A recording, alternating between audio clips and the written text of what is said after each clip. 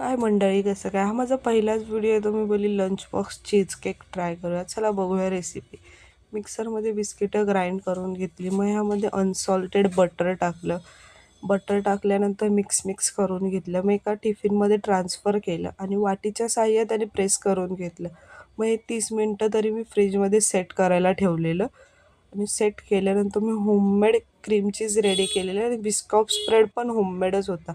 मग cream cheese टाकलं, मग कंडेन्स मिल्क टाकलं, मग बिस्कॉप स्प्रेड टाकला आणि मिक्स करून घेतलं सगळं.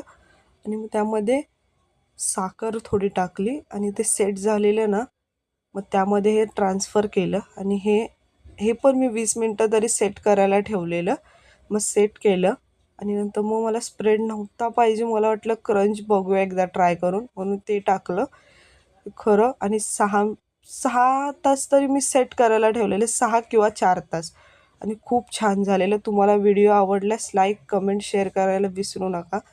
थँक्यू.